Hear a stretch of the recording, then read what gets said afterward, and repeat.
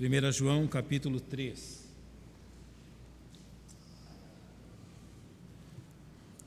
1 João capítulo 3, verso 11. Encontrando o texto, coloque-se em pé em reverência à leitura da palavra do Senhor.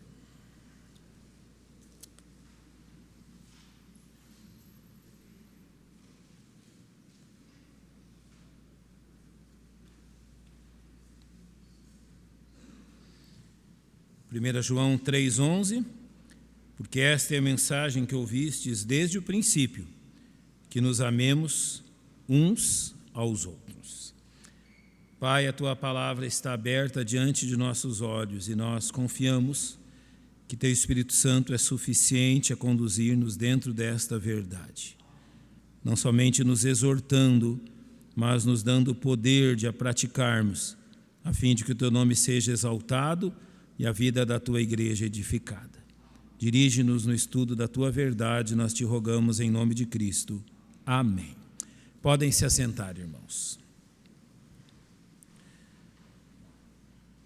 Nós, quando falamos de amor, em relação à igreja, em relação aos crentes em Cristo, nós temos que ter uma noção muito clara de como a Bíblia trata isso. O amor, ele é um dom nesse sentido, de algo que Deus deseja que manifestemos, mas ele não é um dom no sentido que é algo que vai naturalmente manifestar-se, ou algo que vai naturalmente surgir sem que nós investamos e hajamos para que ele realmente ocorra. Acima de tudo, o amor, ele é um fruto.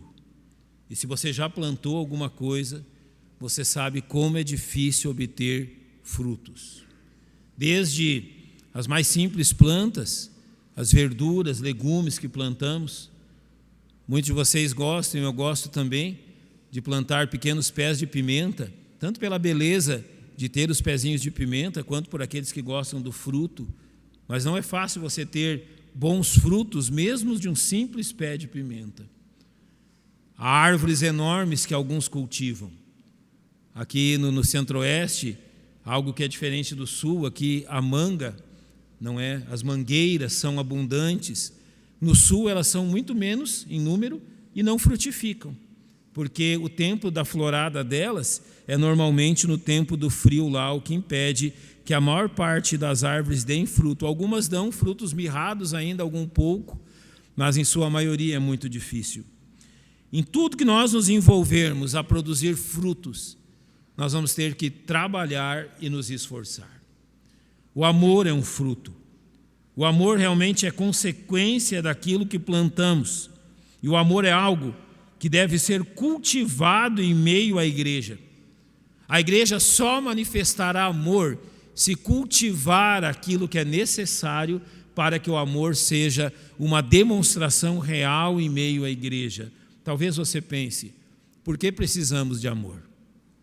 Nesse período onde nos afastamos tanto, nesse período onde quase vivemos cada um por si, neste período onde nem todos sentiram falta da comunhão da igreja, e a evidência disso é que nem todos estão aqui, nem todos retornaram aos cultos, nem todos têm vindo à igreja com frequência. Realmente nós precisamos de amor. Nós precisamos que o amor seja demonstrado em meio à igreja de Cristo, em meio aos salvos em Cristo. Nós mais que necessitamos. A demonstração de amor em meio aos salvos é uma demonstração de que sua vida espiritual está saudável, que a igreja está saudável. A demonstração do fruto do amor em meio à igreja de Cristo é a demonstração que as atitudes certas estão sendo tomadas, que o rumo certo está sendo seguido, que aquilo que Cristo requer de nós está sendo cumprido. Então o amor é um fruto que demonstra que nós estamos realmente sendo obedientes a Cristo. Por que eu digo isto? Porque uma igreja sem amor ainda é uma igreja que vive não na obediência a Cristo, mas na forma humana que a igreja imagina poder viver. Quando você observa a maior parte das igrejas e de ministérios, eles têm realmente o amor em um ponto de vista que ele é o resultado daquilo ou das ações que a igreja toma, sejam reuniões sociais, sejam reuniões de comunhão, todo tipo de reunião, ou seja, se procura produzir o amor através de um ambiente onde esse amor esteja em tese pronto a manifestar-se. Biblicamente, nós podemos ter um número tremendo de reuniões sociais, podemos almoçar e jantar juntos, podemos ter reuniões de toda forma, reunir grupos distintos, apenas os homens, apenas as mulheres, apenas os casados, apenas os jovens, apenas os irmãos da terceira idade, numa tentativa realmente de identificá-los uns com os outros.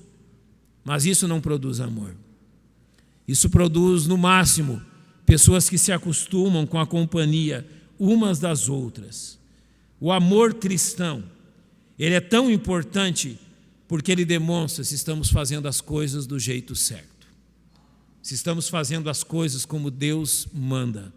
Porque se fizermos as coisas como Deus manda, o amor será o fruto, o resultado de dependermos de Cristo. Então é simples.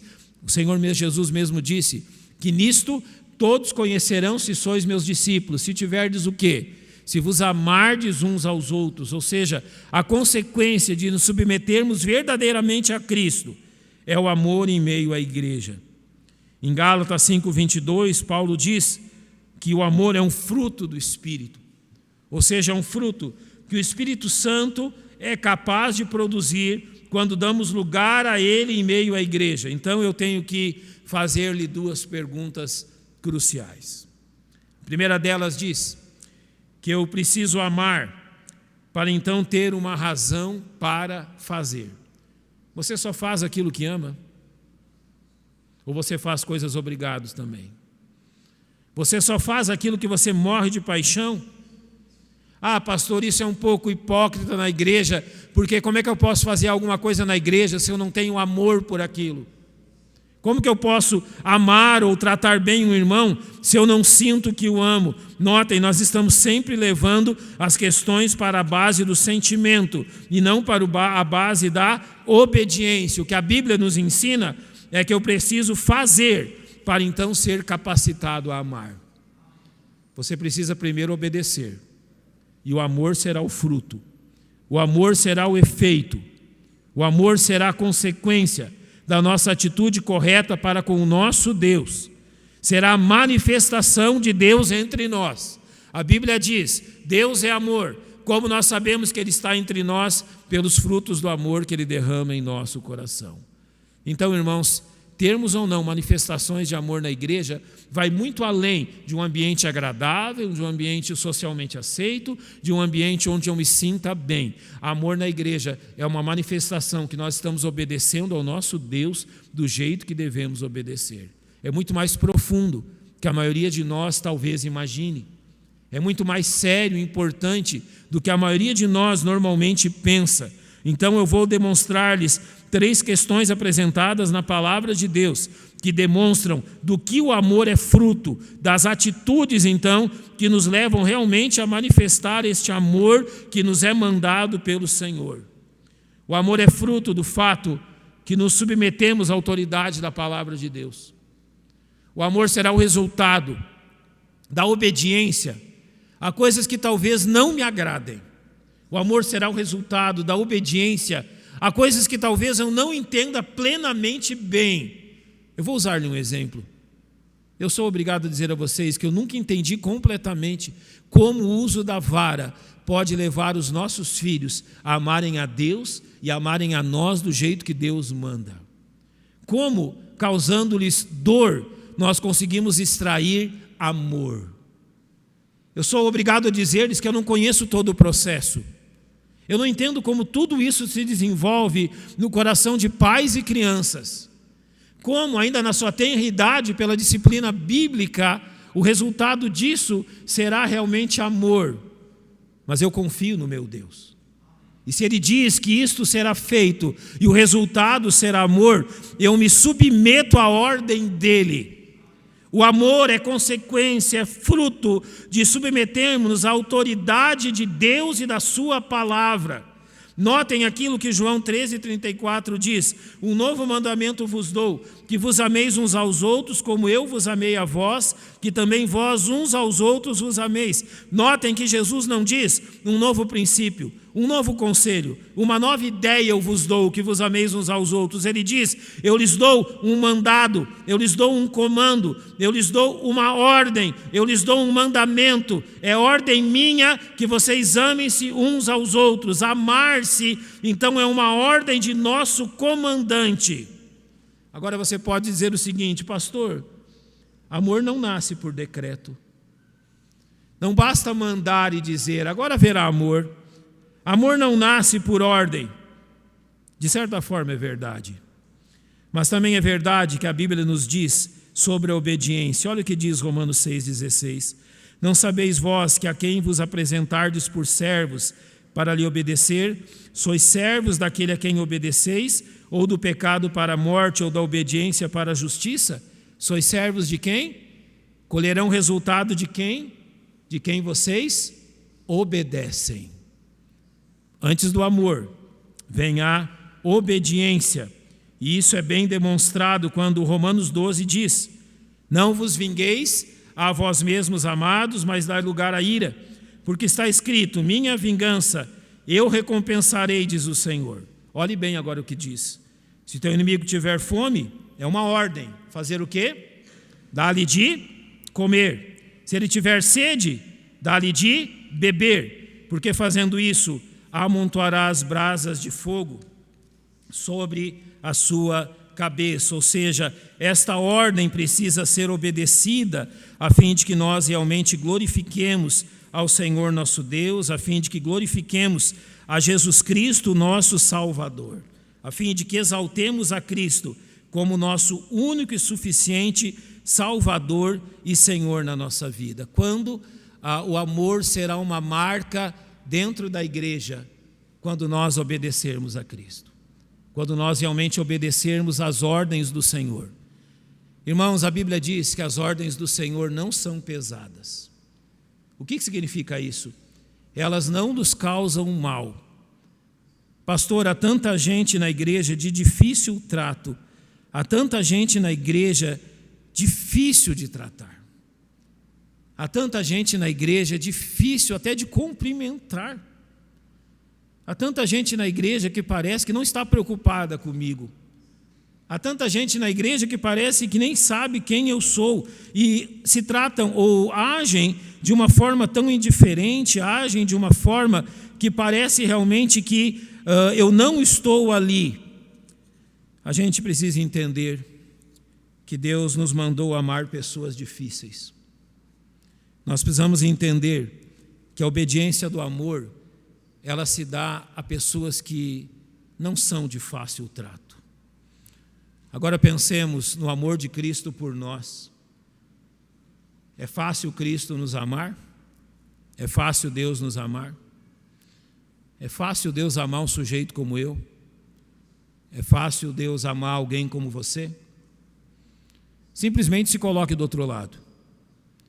Se não é difícil, se é realmente um ato difícil amar a outros, quanto é para o nosso Deus amar sujeitos como nós, que prometemos e não cumprimos, que entramos realmente em acordo com Ele sobre determinadas atitudes que não devem ser tomadas e voltamos a tomar, que damos a nossa palavra e não cumprimos, e Deus nos ama.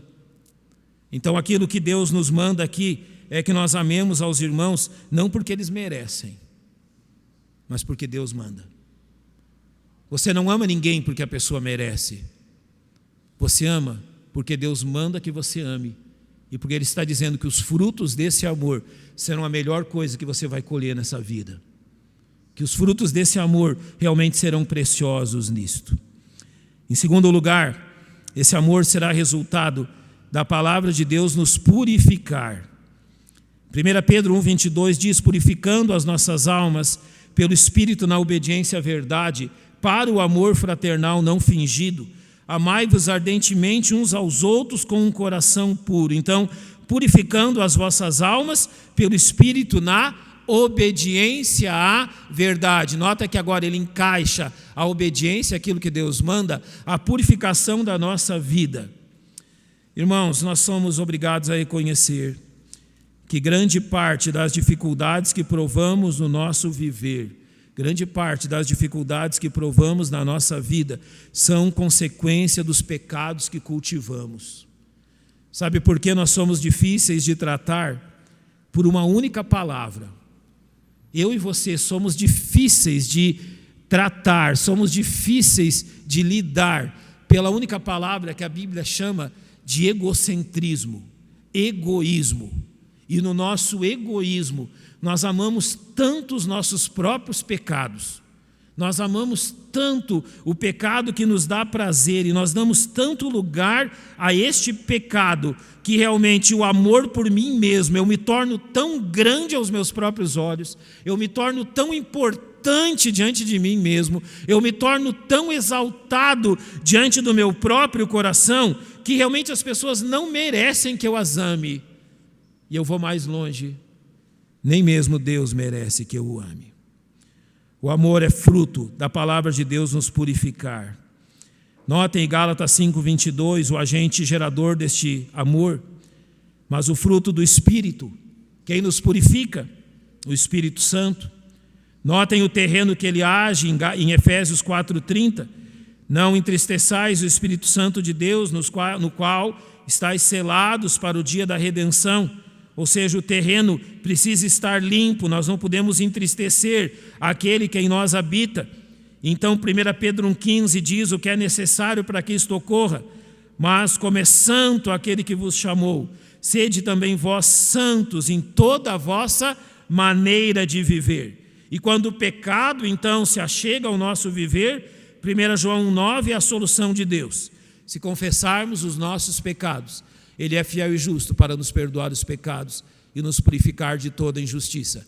Sabe por que nós temos então tanta dificuldade em amar?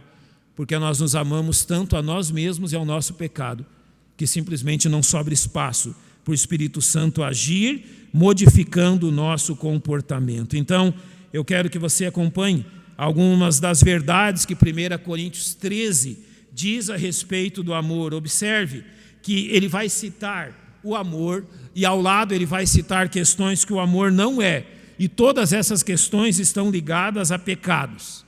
Primeiro ele diz que o amor não é invejoso. Sabe do que vem a inveja? Do pecado da ira. É uma sequência. Você inveja, você se ira e você odeia. E o ódio é o contrário do amor. O amor não é invejoso, não dá lugar à ira. O amor não trata com leviandade, a expressão leviandade aponta para o orgulho. Realmente o amor, ele não é orgulhoso e ele não se ensoberbece, também apontando para esse egocentrismo. O amor, ele não dá lugar ao pecado da arrogância. Ele não se porta com indecência, ou seja, não dá lugar ao pecado da imundícia. Ele não busca seus interesses, ou seja, não dá pecado, não dá lugar ao egoísmo. Ele não se irrita. A irritação, sabe o que é? A consequência da amargura. O amor não dá lugar ao pecado da amargura. Ele ainda não suspeita mal, é o pecado da malícia. Não folga com a injustiça, ou seja, é o amor pelo pecado. Mas ele folga com a verdade, que é o amor pela justiça e pela santidade. O que Paulo está nos ensinando aqui é que enquanto qualquer desses pecados dominar o nosso coração, nós não vamos demonstrar amor. Agora, isso nos leva a responder algumas perguntas. Maridos, por que você tem dificuldade em demonstrar amor pela sua esposa? Esposa, por que você encontra dificuldades em demonstrar um verdadeiro amor pelo seu marido? Pais, por que nós temos falhado em demonstrar um verdadeiro amor pelos nossos filhos? Eu posso dizer até a mim, pastores, porque falhamos em amar a igreja. É tudo porque nós damos lugares a pecados que impedem o amor de florescer. Aonde não tem amor, tem pecado.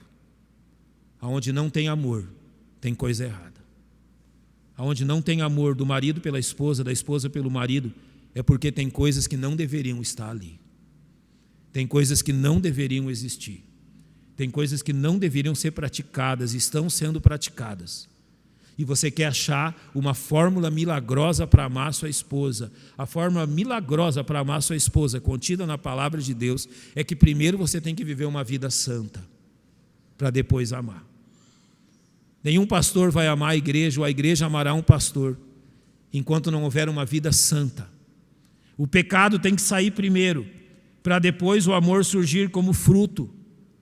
Se nós não amamos os nossos filhos como devíamos amar, talvez nós estamos olhando para eles com um egoísmo, achando que eles pertencem a nós e servem para glorificar o sucesso que temos como pais. Filhos não pertencem a nós, eles são de Deus. E eles não glorificam a nós, glorificam a Deus. Eles são de Deus. Então, irmãos, nós precisamos primeiro abandonar o pecado, para que então o amor se manifeste em nossa igreja, em nossa família, em nosso casamento, em tudo aquilo que diz respeito à nossa vida. E eu quero terminar demonstrando o que falei na escola dominical. O amor é fruto do fato de estarmos crescendo espiritualmente. O amor é efeito da ação do Espírito Santo. Então, crescer, progredir espiritualmente é permitir ao Espírito Santo ocupar novas áreas em nossa vida. É uma conquista. Você já percebeu quantas áreas em nossa vida nós não permitimos que o Espírito Santo toque? Você já percebeu quantas áreas em nossa vida nós não permitimos que Ele nos dirija? Nós queremos fazer do nosso jeito, do jeito que eu quero, do jeito que me exalta, do jeito que me dá prazer. Progresso espiritual se dá pela conquista do Espírito Santo em áreas do nosso viver que nós não temos permitido que Ele tenha o domínio. Há uma ordem aqui, Efésios 5,18, não vos embriagueis com vinho, em que há contenda, mas enchei-vos do Espírito. Como que nós nos enchemos do Espírito? Algo só pode ser cheio se primeiro ele for esvaziado. Como que nós demonstraremos o amor como resultado da ação do Espírito Santo? Quando nos esvaziarmos dos nossos próprios amores. Nós amamos coisa demais e amamos tudo que é errado. Nós amamos coisas demais que jamais nos edificaram em nada. Nós amamos coisas que tiram o nosso tempo, tiram o nosso dinheiro, tiram a nossa alegria. Nós amamos coisas, eu vou usar só uma delas como exemplo. Eu vou usar ela como exemplo porque também já fui dominado por ela. Nós amamos times de futebol. Nós gastamos dinheiro com times de futebol. Gastamos tempo com times de futebol. Eu lembro que na minha juventude, além de mim mesmo, tinha que cuidar de quem? Então eu gostava, sempre possível, ir na capital do estado para ver o meu time jogar. Aquilo era caro. Além de tudo, eu lembro de uma vez, numa quarta-feira, num jogo importante, como se um jogo fosse algo importante, decisivo na vida. Não fui ao culto para quê? Para acompanhar meus amigos, para ir naquele jogo. Saí feliz, contente, o time que eu torcia tinha ganhado. E no outro dia tinha que trabalhar de novo e ganhar o dinheiro que eu perdi ali. Irmãos, há tantas coisas tolas que a gente joga a nossa vida fora, não dando lugar ao Espírito Santo para agir. Olha, no estado onde eu nasci, e aqui em Goiânia também, as pessoas se matam por causa de futebol, de torcida, de time. Como que o Espírito Santo vai ocupar um coração ocupado por essas coisas? Nós temos que abrir mão de tudo isso, abrir mão de todas essas coisas que amamos, dos nossos amores, para que o Espírito Santo realmente demonstre o verdadeiro amor por nós. Eu vou responder uma questão aqui. Às vezes a gente está notando que cada vez diminui mais o número de missionários e pastores, pessoas que vão aos campos. Uma das razões é clara: amam tanta coisa, mas não são capazes de amar a Cristo. Então devemos tirar do nosso coração tais coisas. O alvo de Deus para nós é claro. Em Efésios 4 diz, versos 13 a 15, Deus quer que cheguemos à unidade da fé, ao conhecimento do Filho de Deus, a um homem maduro, perfeito, à medida da estatura completa de Cristo, para que não sejamos mais meninos inconstantes, levados em roda por todo o vento de doutrina, pelo engano dos homens que com astúcia enganam fraudulosamente. Antes, preste atenção, seguindo a verdade em amor, cresçamos no quê? Em tudo, naquele que é a cabeça, Cristo. Este é o alvo. Esta realmente é a forma que Deus quer que nós hajamos. Agora, esta falta de crescimento espiritual, ela é resultado de uma questão muito clara em nosso viver, resultando na falta de manifestação de amor. Em 1 Coríntios 3, notem o que é dito. E eu, irmãos, não vos pude falar como a espirituais, mas como a carnais, como a meninos em Cristo. Com leite vos criei, não com carne, porque ainda não podíeis, nem tampouco ainda podeis, agora podeis. Porque ainda sois carnais, pois havendo entre vós, notem o quê? Inveja, contendas e dissensões, não sois porventura carnais e não andais segundo os homens? Ou seja, a falta de amor na igreja é consequência da falta de crescimento espiritual e da carnalidade praticada pelos filhos de Deus. Ou amamos o mundo, ou amaremos as coisas de Deus. Ou amamos as coisas deste mundo, ou realmente o amor não estará sendo manifesto em nós. Então eu quero terminar dizendo que crescimento espiritual e amor andam juntos, a ponto de 1 Tessalonicenses citar assim no capítulo 3, e o Senhor vos aumente e faça crescer em amor uns para com os outros e para com todos, como também o fazemos para convosco. E faça crescer. Nós podemos crescer no amor? O amor em nós pode crescer? O amor em nós pode manifestar-se de forma abundante? Pode. Ao ponto de, no capítulo 4, Paulo dizer: quanto, porém, ao amor fraternal, não necessitais que vos escreva, visto que vós mesmos estáis instruídos por Deus, que deveis amar-vos uns aos outros. Porque também já assim o fazeis para com todos os irmãos que estão por toda a Macedônia. Ou seja, os tessalonicenses eram um exemplo disso. Mas notem o que Paulo diz: exortamo-vos, porém, a que ainda nisto aumenteis cada vez mais. A nossa igreja pode crescer nisso? Sim. A nossa igreja deve crescer nisso? Sim. Ela deve transbordar na manifestação do amor que é resultado do crescimento espiritual. A ponto de, no capítulo 1, verso 3, Paulo repetir que a vossa fé cresce muitíssimo e o amor de cada um de vós aumenta de uns para com os outros, ou seja, se manifesta abundantemente. Eu quero concluir dizendo: a falta de manifestação de amor na igreja, isso significa que a falta de 3 coisas: submissão à palavra de Deus, santificação e crescimento espiritual. Queremos realmente amar uns aos outros verdadeiramente, nós temos que apontar para isso. Esse precisa ser o nosso alvo. Se nós queremos uma igreja amorosa, cada um de nós precisa se submeter à ordem da palavra de Deus, purificar a sua vida e investir no seu crescimento espiritual. Então o amor se manifestará como consequência de nossos esforços. Esforços? Sim. Eu comecei dizendo que ninguém colhe se não plantar. E eu nunca vi alguém plantar alguma coisa com facilidade. Requer esforço, trabalho e cuidado. É isso que Deus deseja de nós. Que você pense muito bem nisso. Reflita sobre o seu próprio viver e sobre as suas responsabilidades. Vamos fechar os nossos olhos. Os irmãos vão escolher um hino para nós cantarmos. O irmão Wesley vai vir.